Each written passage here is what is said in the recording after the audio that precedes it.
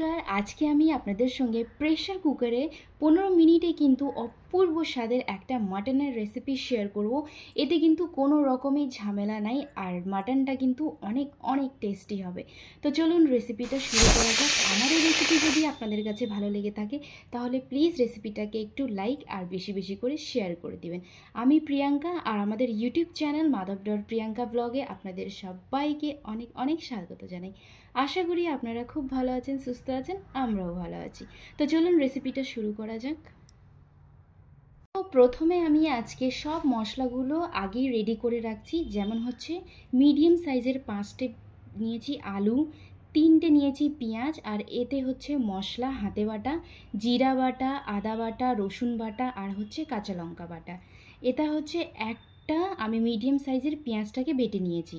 এই বাটিতে হচ্ছে গোটা গরম মশলা, ওই তো দারুচিনি, বড় এলাচ, ছোট এলাচ, লং, লবঙ্গ এগুলো বেটে নিয়েছি।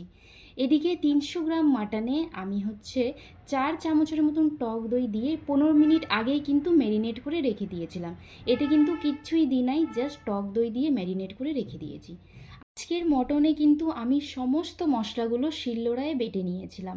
আপনারা চাইলে মিক্সিতেও বেটে নিতে পারেন। আর ঝালের মধ্যে আমি কিন্তু কাঁচা লঙ্কাটা ব্যবহার করছি 4টের মতো। এদিকে আলুগুলোকে দেখেন ঠিক এইভাবে 2 টুকরো করে কেটে নিব।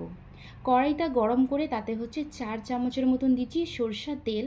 সরষের তেল যখন গরম হয়ে আসবে তাতে দিব হচ্ছে 2টা তেজপাতা, আর হচ্ছে 3টে মিডিয়াম সাইজের পেঁয়াজটাকে একদম পাতলা পাতলা করে কেটে নিচ্ছি। একদম হাই হিটে পেঁয়াজগুলোকে কিন্তু একদম হালকা লাল করে নিতে হবে, বেশি না। পেঁয়াজগুলো যখন আমাদের হালকা একটু লাল হয়ে আসবে তখন এতে আমি হচ্ছে ম্যারিনেট করে রাখা টক দই আর মাংস শুধু সেটাকে আমি দিয়ে দিব। তো পেঁয়াজটাকে একদম হাই হিটেই ভেজে নিচ্ছি। আর আমি পেঁয়াজটাও বেশি ব্যবহার করব না, মিডিয়াম সাইজের 3টে পেঁয়াজ নিয়েছি আর একটা পেঁয়াজটাকে বেটে নিয়েছি।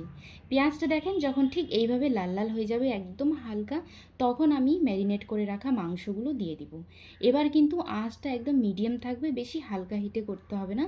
এবার আমি এটাকে 2 থেকে 4 মিনিট প্রথমে মাংসটাকে পেঁয়াজের সঙ্গে তেলে ভেজে নিব। 2-4 মিনিট 5 মিনিটের মতন ভেজে নিতে হবে, ঠিক আছে? আঁচটা থাকবে একদম মিডিয়াম হিটে। আপনারা অবশ্যই এই রেসিপিটা ট্রাই করবেন, এত ভালো হবে খেতে। আর কোনো রকম ঝামেলা ছাড়াই কিন্তু আমাদের এই মাটন খেতে কিন্তু অপূর্ব স্বাদের।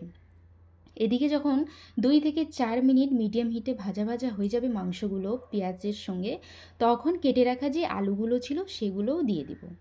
এটা দিয়েও 2 থেকে 3 মিনিট জাস্ট ভাজা ভাজা করে নিব, ঠিক আছে? তো এদিকে আমি মিডিয়াম হিটে মাংস আর পেঁয়াজ সঙ্গে হচ্ছে আলু 3টে জিনিসকে ভালো মতন ভেজে নিচ্ছি। আর এদিকে মশলার মধ্যে আরও কিছু মশলাটা অ্যাড করব। তো প্লেটে হচ্ছে আমার জিরা বাটা, জিরা, আদা, রসুন, কাঁচা লঙ্কা বাটা ছিল, তার মধ্যে স্বাদ অনুযায়ী লবণ আর 1 চামচের মতন দিচ্ছি হলুদ। আর সাইডে হচ্ছে একটা পেঁয়াজ বাটা আমার করে অলরেডি আমি রেডি করে রাখছি। এদিকে 2 থেকে 4 মিনিট যখন ভাজা ভাজা হয়ে যাবে তখন আমি এটার মধ্যে মশলাগুলো অ্যাড করে দিব, সঙ্গে হচ্ছে একটা পেঁয়াজ বাটাও দিয়ে দিব।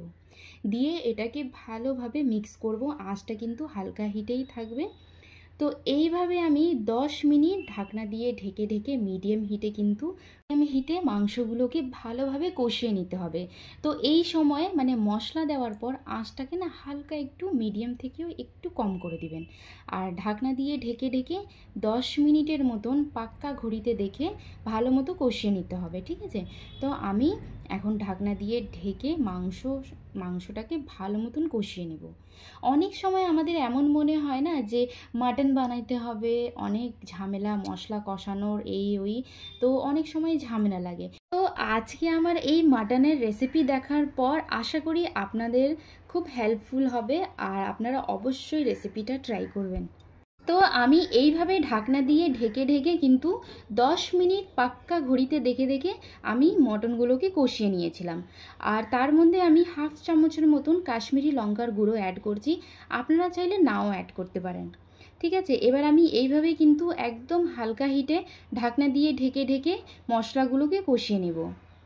10 মিনিট পর আপনারা দেখেন মাটনের কালারটা কত সুন্দর এসেছে, কিন্তু মটনগুলো কিন্তু এখনও সেদ্ধ হয় নাই, জাস্ট আমি মশলার সঙ্গে কষিয়ে নিয়েছিলাম। এবার 10 মিনিট পর গ্যাসটা অফ করে প্রেশার কুকারে মটনগুলোকে সবকটা ঢেলে দিতে হবে। তারপরে ওই কড়াইয়ের মধ্যেই আমি হাফ কাপের মতন নিচ্ছি নর্মাল রুম টেম্পারেচারের জল, দিয়ে কড়াইটাকে ধুয়ে ধায় আমি এই জলটাও কিন্তু প্রেশারে দিয়ে দিব, মানে প্রেশার কুকারে দিয়ে দিচ্ছি। এই সময়ে আপনারা হচ্ছে ঝাল তেল মানে ঝাল মশলা লবণ একটু টেস্ট করে নেবেন, এই সময় দিয়ে দিলে ভালো হয়। এবার প্রেশারের ঢাকনাটা বন্ধ করে আমি ছোট গ্যাসে হাই হিট করে প্রেশার কুকারটাকে বসিয়ে 2 সিটি আসা পর্যন্ত অপেক্ষা করতে হবে, জাস্ট 2 সিটি, তার থেকে বেশি কিন্তু লাগাইতে হবে না।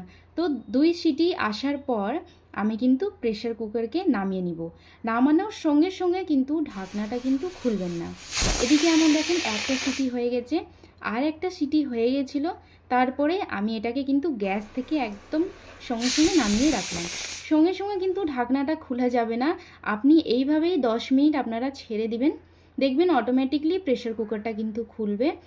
তারপরে দেখেন আমি ঢাকনাটা খুলে দেখাচ্ছি, কত সুন্দর কালারটা এসেছে, আর খেতে কিন্তু এত এত টেস্ট হয়েছিল যে কি বলবো। এই সময় আমি 1 চামচের মতন দিচ্ছি গরম মশলা বাটা, মানে দারচিনি, ছোট এলাচ, বড় এলাচ, লং, লবঙ্গ, এগুলো আমি বেটে নিয়েছিলাম। আপনারা চাইলে পাউডার যে হয় সেটাও ব্যবহার করতে পারেন, কিন্তু বিশ্বাস করেন হাতে বাটা গরম মশলা দিলে যে কোনো মাংস তরকারিতে টেস্ট কিন্তু আরও ডবল হয়ে যায়। দেখেন মাংসগুলো কত সুন্দর, একটাও কিন্তু ভেঙে যায় নাই বা একটাও মানে গলে যায় নাই, মাংসগুলো একদম ঠিক সলিড আছে। আর 2 সিটি লাগানোর পরই আপনারা গ্যাসটা অফ করবেন, বেশি কিন্তু সিটি লাগানো যাবে না। তারপরে নামানোর সঙ্গে সঙ্গে ঢাকনাটা খোলা যাবে না, 10 মিনিট ওইভাবেই ছেড়ে দিবেন, ঠিক আছে। এদিকে কিন্তু আমাদের প্রেশার কুকারে মটনটা কিন্তু একদম রেডি হয়ে গেছে। তো এটাই ছিল আমার আজকের রেসিপি, আশা করি আপনাদের কাছে ভালো লাগবে। রেসিপিটা যদি আপনাদের কাছে ভালো লাগে তাহলে প্লিজ আমার ভিডিওটাকে বেশি বেশি লাইক আর শেয়ার করে দিবেন। আর চ্যানেলে আপনারা যারা নতুন আছেন, আমার ইউটিউব চ্যানেল madhav.priyanka vlog একটু সাবস্ক্রাইব করে দিবেন। ভালো থাকবেন, সুস্থ থাকবেন, আমাদের চ্যানেল madhav.priyanka vlogের সঙ্গে থাকবেন। আমি দেখা করব আপনাদের সঙ্গে নেক্সট ব্লগ ভিডিও রেসিপি নিয়ে। Thank you. আর মটনের কালারটা দেখেন কত সুন্দর এসেছে, আর মটন আলু সবকটাই কিন্তু একদম পারফেক্টভাবে সেদ্ধ হয়েছে। তো আপনারা অবশ্যই রেসিপিটা ট্রাই করবেন, আর যখনই রেসিপিটা ট্রাই করবেন কমেন্ট বক্সে অবশ্যই জানাবেন যে আপনাদের কাছে আমার এই রেসিপিটা কেমন লেগেছে। তো এটাই ছিল আমার আজকের রেসিপি, দেখা হচ্ছে আপনাদের সঙ্গে নেক্সট ব্লগে। Thank you, tata.